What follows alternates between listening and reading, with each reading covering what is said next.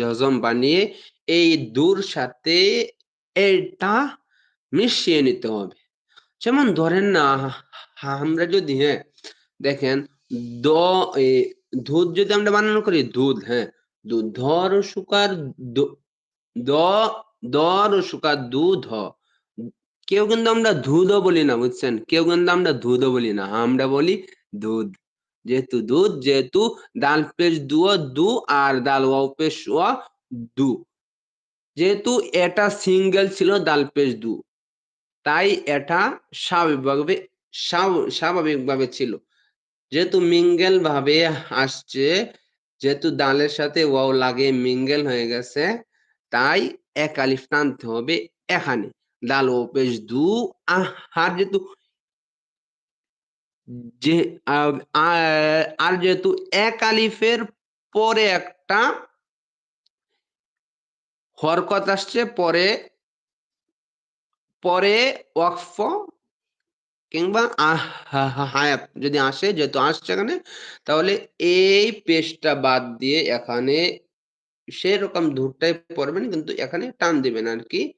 যদি এক আলিফের পরের হরফে যদি ওয়াকফ আসে, তাহলে এখানে এক আলিফটা তিন আলিফ হয়ে যাবে, যেমন ওয়াদুদ, ওয়াহুয়াল গফুরুল ওয়াদুদ।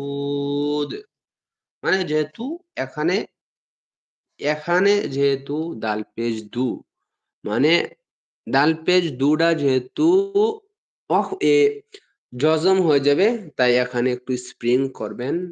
মানে ওই যে বাস বা যাই বলেন, যে কোনো গাড়ি ব্রেক কষলে যে একটা নাসান মারে, ওইটা আর কি।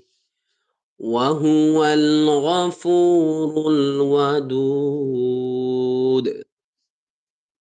হামজা জবর আ, লাম ইয়া জবর লাই, আলাই, সিন লাম জবর সাল, আলাই সাল, লাম খারা জবর লা, আলাই সাল্লাহ, হা পেশ হু, আলাই সাল্লাহু। আমি আবারও বলছি, যদি আপনারা আল্লাহ শব্দের ডাইনে জবর কিংবা পেশ দেখেন, যদি আল্লাহ শব্দের ডাইনে বা পূর্বে আপনারা যায় বলেন যা, বা আগে যদি আপনারা জবর বা পেশ দেখেন, তাহলে এই আল্লাহ শব্দটা মানে মোটা করে, মানে মুখটা গোল করে, মুখটা ভরে উচ্চারণ হবে, যেমন আলাইসাল্লাহ, হা পেশ হু, আলাইসাল্লাহু। বাজের বি, হামজা হা জবর আহ, বি আহ, কাফ জবর কা, বি আহ কা, মিম লামজের মিল, বি আহ কা মিল হা, কাফ জবর হা, বি আহ কা মিল হা, কাফ জের কি, মিম ইয়াজের মি, বি আহ কা মিল হা কি মি, নুন জবর না, বি আহ কা মিল হা কি মি না। যেহেতু এখানে ওয়াকফ আসছে, তাই এই নুন জবর না বাদ দিয়ে এখানে জজম পড়তে হবে, যেমন হবে বি আহ কামিল হাকিমিন। আলাইসাল্লাহু বিআহকামিল হাকিমিন। আল্লাহু আকবার। গরম ওয়াজ করে ওয়াজ কর, তাহলে আমিও জায়গা তাড়াতাড়ি।